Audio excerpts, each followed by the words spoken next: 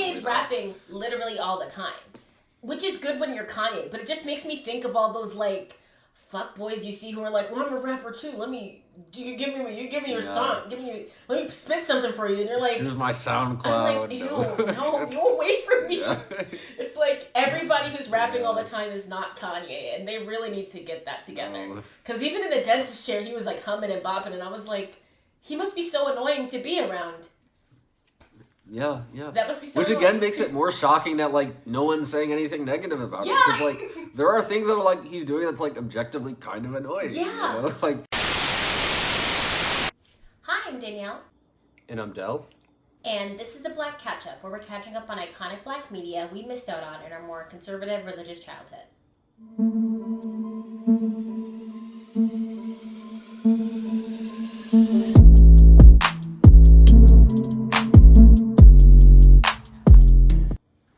Alright, so today we watched part 2 of the Jeen-yuhs documentary, Purpose. Yes, the Kanye Trilogy that's out on Netflix. So again, not quite catching up on older things, but the old Kanye, I guess. So for this series, because it's a trilogy that's on a Netflix, I'm just going to read the little blurb that comes under the Act 2 header. And that says, Kanye hustles to establish his voice at the label. When a car crash and broken jaw threaten it all, the unstoppable artist turns pain into platinum. Okay. So, since this is a docu-series or documentary, we have a different format for our questions. So, first one is, what did you learn from this film? Did you gain new insight? Yeah, I guess I'll kick it off. I guess the first thing I learned, just kind of more about his injury, specifically that he forgoed surgery to continue working on the album. Like, I had always known he was in the accident, got his jaw hurt. I just assumed he kind of went into surgery, and like I never really thought about like the implications that has on like a musician's career. Yeah. You know, like I didn't really know the timeline of when it happened versus like, you know, when he was like completing the album. So, yeah, that was definitely something I learned from this one. Yeah, I again, as I said in the previous one, I don't know a lot about Kanye West. So I learned that he got into a car accident and broke his jaw. I didn't know that at all. And like you, it was very interesting to learn that he forgoed surgery on his jaw, and just that I didn't realize what a tight timeline that was in terms of like he got signed to Rock Nation. Yeah, he got signed to Rock Nation, and then like he's trying to put out his album, and then immediately he gets in a car crash, and that entire process stalls. So I didn't know that happened at all. I will say I didn't even listen to College Dropout. Like, guys, when I say I don't know about Kanye, I do not know. There's like a couple songs of his I know, but like, guys, I don't know. So I didn't know that. One other thing? Yeah. Oh, yeah, finish up. So I just didn't know that tight timeline of how all that was happening. Yeah, I guess speaking of timeline, this is the other thing I had written down that I learned. I didn't realize, like, Rock Nation or Rockefeller Records, like, didn't support him after the accident. I had always kind of assumed they kind of used the accident to boost his fame. Yeah. You know, like, you know how, like, I don't know, sometimes rappers have stuff happen and then they, like, drop an album right after it and it kind of blows up just because they're in the news. I always assumed it was one of those situations. I didn't realize, like, that happened and then they like stopped funding him and he had to kind of do it on his own. So that was like a big revelation for me. I guess I didn't realize that. I guess from the scope of this film, it seems as though Rock Nation doesn't like quite believe in him as a rapper. That I didn't know, because it seemed as though they were like, he's a producer, like you're just putting him in the box of the producer, which is very weird because in this film, this is kind of one of my gripes. Everyone around him is just like automatically in love with him and is like, oh my god, you heard that song by Kanye? He's doing something no one's ever done before. He's so freaking amazing. Like, oh my gosh, he's spitting bars. He's da-da-da-da. And I'm like, he's getting all this feedback that's like really positive and strong, which is, it's not bad to get good feedback. But then it's weird that it's like Rock Nation is like trying to keep him down. It's like, I almost feel like I need Rock Nation's side of this because it kind of isn't computing to me. Yeah. And actually, like, this is kind of something I wrote down as like a negative on this documentary. Like, I thought they should have had a little more on like Rock I Nation. thought so like, too. Especially this episode. I thought like the pacing of this episode was really weird. It seemed like It was so we bad. like pretty much skipped the accident. You know, we hopped in like 6 months after it. Spent like 30 minutes of him just like at the dentist. You know, which like I understood, and it seemed like the whole like episode was gonna build to be like, oh, just the final thing would be that Through the Wire video releasing. Yeah. But then you kind of went from the dentist, and then they kind of like sped through the part of him like bouncing around and like actually doing the album. And then it kind of went back to the video, and you had like the Through the Wire release party, and then it kind of went back to the album, and you had like the Grammys. So I don't know, like I thought the pacing was just really, really weird in this, and like I thought it was bad. in that like there was that through line of like Rock Nation not supporting him, but like we didn't really see any of those scenes of like him going to his label asking for like I don't know. I just feel like they could have like paced it better or like given us more of like him like fighting for studio time rather than like him just at the dentist or like I don't know. It's just weird, very weird pacing. Because they kind of showed just like the results of the Rock Nation not supporting him, where he's like, yeah, we're Cudi. Am I saying his name right? Cudi. Sorry. Yeah. I'm thinking Kid Cudi, and that's the pronunciation I'm going. It's Cudi. Yeah. But you kind of get him like yada-yadaing over narration, like, and so he had to go like borrow studio time from other artists. It's like, why aren't we seeing those conversations? Like, granted, he's just doing this grand documentary, but the pacing of this one especially made me think, what is his end game for this? Like, what does he want to show about Kanye that's like so new and so fresh? Because this installation was like maybe 4 minutes longer than the first one. It felt like 30 minutes longer, and I didn't get that. Yeah. There were times when it like and also, you thought you reached a conclusion to a natural conclusion to a part, and you're like, oh, is this almost over? Then you'd have like 50 minutes left, and I'm like, how did they do that? Yep. And also, I don't think they like really showed us anything new. You know, it was a lot of the same like, hey, they only take me seriously as a producer, not a rapper. It was a lot of that like same kind of thing, and a lot of the same like he's meeting people who like instantly support him and like instantly think he's great, but like the label's still not. So like I feel like I didn't like gain anything new from this like next one. Yeah. And I'm also curious to see where the third one goes because again this one seemed like the first one went from like okay him wanting to be a rapper to him getting signed. And this one I thought was just going to be the production of like that one song after the accident Through the Wire, but it ended up being that whole first album. But just from that little clip, it seems like the last one. Yeah, but it seems like the last installment's going to be like from that first album until now, which is very terrible in terms of pacing. You'd think of how much time that is. That's so much time. So I thought, especially considering we spent 30 minutes in the dentist office in this one, you know, like I'm scared. I thought they were gonna do like from him to getting like signed. From like the first installment would be like up to him getting signed. Then this next one would be like I don't know, the first couple albums that like momentum him like fostering a relationship with Jay-Z more. Maybe I just want to see more Jay-Z. I don't know what that is. But and then the last one would be kind of like more of a recent thing, like what's been going on, especially since he has his new album coming out soon. If it were me doing this docuseries, I would have kind of planned it in that way, so it kind of like is a sneak peek of my newest project. That's how I would plan it personally. But that's what I thought it would be. But the pacing is just so, we got up until him getting signed, and now we have until just his first album, and then the teaser for the last bit, like, that's so much. That's so much time we have to go to. That's a lot of years. So that's going to be a little weird. Like, I think we left off in like 2004. I think we're in 2004 now when that album drops. Like that's so much time. It's a lot of time left. Yeah. I thought that was not my favorite part. But describe a moment or scene in the film that you found particularly disturbing or moving. Question 2. Yeah. This one, I had his video release party for Through the Wire.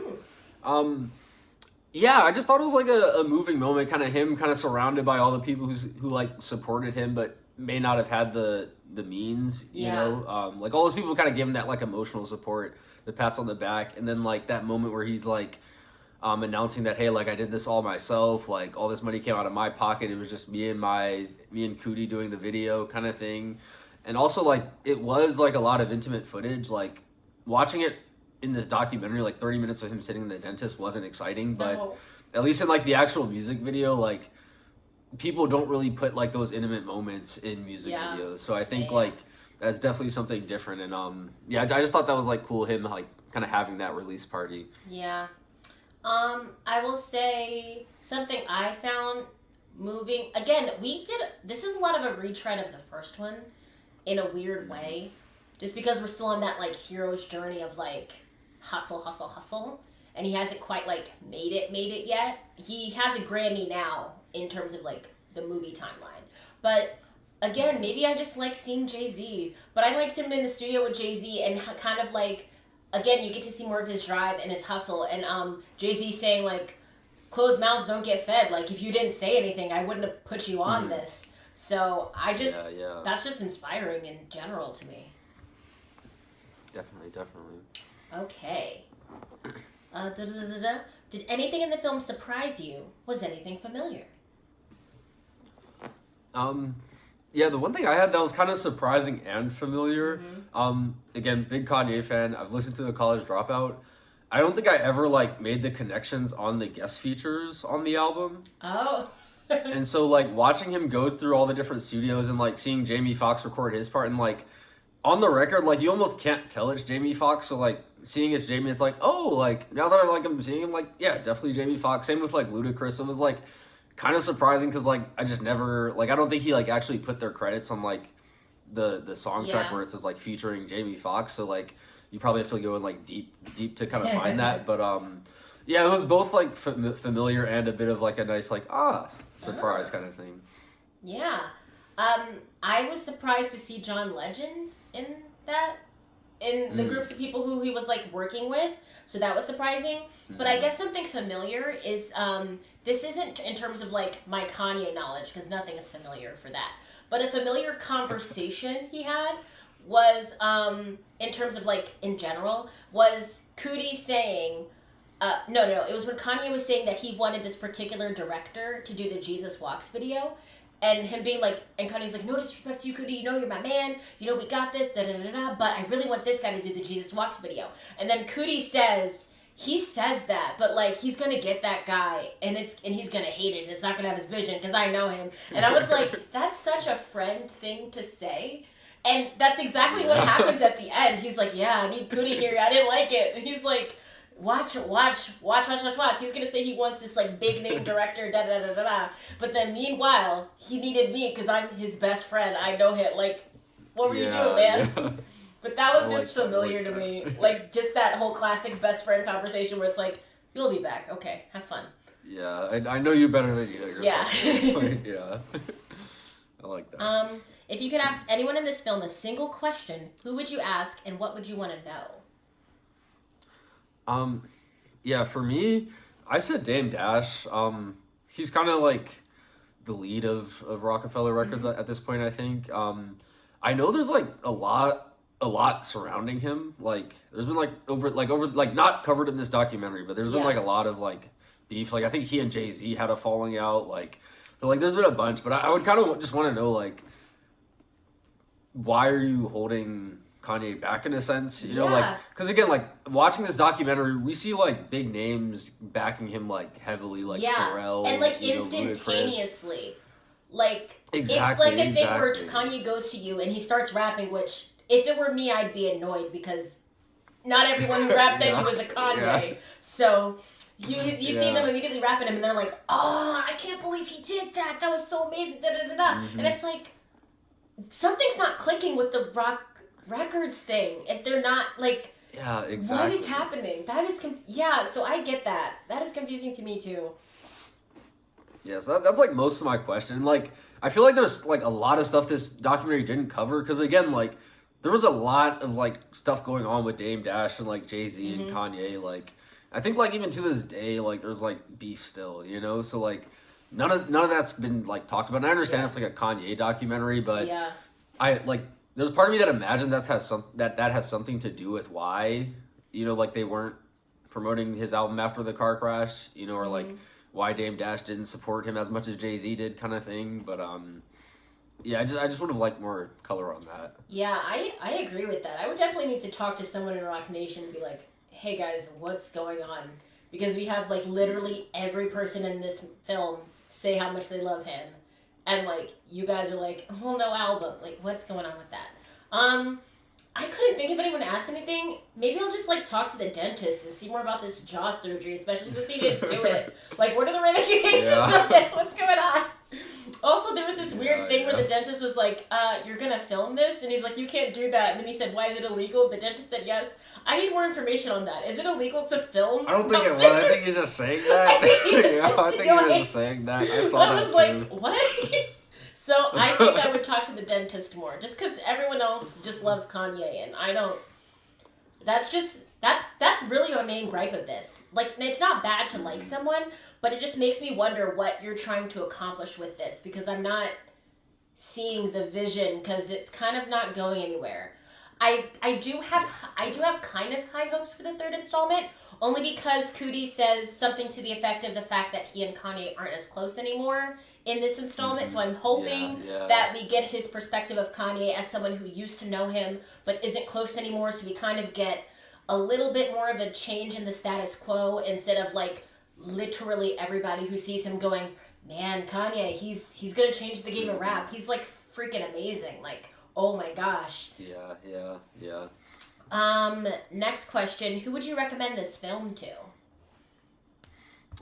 Yeah, so my answer changed slightly from last time. I think last time I had said, of course, Kanye fans, but I think I had said like creatives, people kind of like wanting to create something. Now I think this one's more for that, more for like the entrepreneur who's like already been letting those creative juices flow, and now they're kind of reaching roadblocks and need to just, that kind of like motivation to just press on. So less like, hey, like let your creativity fly, and more like, okay, you've been letting your creativity fly and now you've reached a roadblock, you got this kind of thing. So yeah, I would say more like those like self-starter kind of people. I think this would be good for them to kind of get a little motivation, especially those scenes of him being like, like I took the money out of my pocket. I was like getting 10 minutes here and there in the studio kind of thing. Like just like that kind of like hustle, I guess. Yeah, I get that. I kind of changed my answer too. Because before I also said it was someone who wants to like hustle and do something creatively just to know, like, keep going at it. This one, I think I mostly said this one is specifically for Kanye fans. I think this one's for Kanye fans specifically, just because it's showing so much of what goes into the creation of Through the Wire and the College Dropout album. I honestly could have seen more of what went into the album instead of the dentist part, like you. Like, we could have definitely gone into more of the album, especially if that's how you were going to, like, structure your documentary, Cootie. Hit me up next time you want to make a Kanye documentary. I could definitely give you some pointers on how to streamline it and make it not so weird in the middle. But, but yeah, I think this one was mostly for Kanye fans. Still creatives. I still think people who want to be in the music industry, especially rap, hip hop, this will still be good for you. Also, just learning how to like stretch your buck a little bit, and just knowing that closed mouths don't get fed. Like, keep that up. Mm-hmm. Okay. Yeah.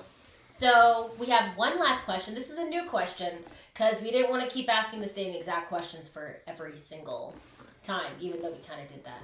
But this question is, if you could have another documentary like this on any other artist, who would you want it to be? Oh, I forgot you were asking this. Yeah, I'll go first. Because I have two answers. And as I was watching it, I was like, I would want to see this either for like a Nicki Minaj or Rihanna, just because of, they both have the same kind of come up as Kanye, where they're like, completely self-made, made it from nothing. A lot of the mixtape stuff that Kanye was doing kind of was reminiscent of Nicki Minaj, because for the longest time she didn't have an album out. And Nicki Minaj has maybe put out like 2-3 albums. I don't think she's put out a lot of albums. She has a lot of features, so I would like to see kind of like her slowly rising up into the game. I also love Rihanna, so I'd love to see a making of Rihanna kind of thing. But I also feel as though it takes a certain amount of like cockiness and self-assuredness to have your friend just randomly film you without knowing if you're gonna make it. So I'm not sure they would have that friend who's just like filming them. Not that I don't think Rihanna or Nicki Minaj are like very confident women. I think they're incredibly confident. But I just think that they don't, I just don't think. I think that's a certain kind of male cockiness to just like No, make yeah, a it takes a documentary certain like arrogance this. to like, Yeah, especially yeah, because like yeah. in this one, I didn't think this was as interesting as the first one. Not as much happened, so it's a certain kind of male It's the kind of like male podcast arrogance that like makes you just like record yourself like this. And I think Rihanna and Nicki Minaj were probably too busy like hustling to be like, hey guys, like watch me while I go do this thing. Like I don't think they would have done that. Okay. Yeah, I definitely second both of those. Like, I would definitely love to see a Rihanna one. I think I'll kind of add some faces we've actually seen in this one. I think Pharrell would be good for this. Ooh, yeah. Just like both his impact in the music and fashion game, I think would make for a good documentary. Yeah, because Pharrell has secretly like produced all your favorite hits. Like, that's insane. Yeah. Same as Missy Elliott. I I'd like think to see her too. Now I'm just naming people. Keep going, Anthony. Yeah. I think Jay-Z would also make a good one. Yeah. Again, especially with that kind of making that cross from rap to more like business mogul and just kind of like branching out into other things like that. And then I guess if we're like strictly sticking music, I would definitely say Lil Wayne could probably have a really good one. Just been like, just the idea of like kind of blowing up and becoming the hottest rapper at like 14. Yeah. Like, especially at a time when like that wasn't happening. Like now I think you get a lot more 16-year-old rappers, questionable in like talent. Rappers is kind of a strong word. I definitely for me. think he'd be a good. But yeah. People with voices, you know, talking fast. I guess you know. Yeah, because that's another thing that stood out to me, how much hustle he had to do because they didn't want to release his album. Whereas now, if you don't need a record company to like get really big in terms of music, like you could definitely do something like that kind of on your own, and it's just interesting to see how the music industry has changed. Maybe that's another person I would say I recommend this for, someone who's like wants to see the change in the music industry, like kind of a little bit of a documentation of the change, and how Kanye was kind of is part of that sort of change too, especially with his newest album where he wants to like release it on this player that's stem player, his own exclusive player. Like, I don't think that's going to go over well right now, but I could definitely see maybe in the future more artists doing something like that. Yeah. Because, like, as a Kanye fan, like, I hate that he's releasing it on this dumb thing. Because, like, I don't want to have to get something new. But, like, apparently the stem player is supposed to be really cool. And, like, you know, like, I think artists get a bigger cut. Yeah, and it also allows you to, like, isolate parts, like, isolate musical parts. So you can, like, just listen to the vocals or, like, just listen to the bass. So, like, it definitely seems cool, but, like, I want to just listen to the album on, like, the current software, like Spotify, Apple Music, like, give me the normal stuff, you know? Yeah, so this is a good snapshot of the music industry that I think is interesting. Definitely. So, I think that was all the questions. Yeah, that was Genius Part 2, Purpose. YouTube housekeeping, like, comment, subscribe. Ring the bell for notifications. If you have any movie suggestions for us, you can leave them in the comments down below. We do movies on Tuesdays and Fridays. We're so close to hitting 100 subscribers, so make sure you hit that button. All of our socials will be linked in the description box down below, and we'll see you next time to catch up. Bye!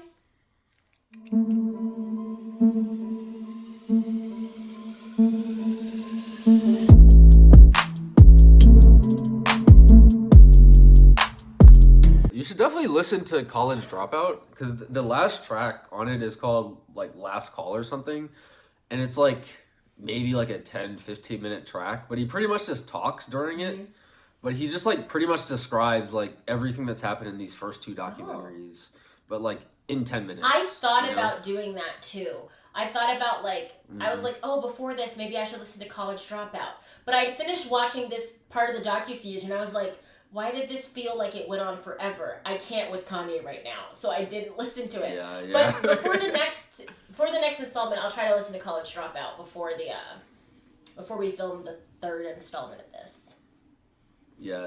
I would honestly just say listen to that last song, because I want your thoughts specifically on that last song in comparison to the documentary. Oh, okay, yeah, I'll do that. Because I know for the first one, I had mentioned, like, oh yeah, Kanye talks about a lot of this stuff in the music, and now it's like a behind the scenes, but, like, There's almost like word for word. Like after watching the first one, I listened to that part again, to like that last song, and there's some things like he says word for word in that song that like also shows up word for word in the documentary. Oh yeah, so like I just want to like hear your thoughts on that. Oh yeah, it's like a much more concise summary of this whole thing. You know?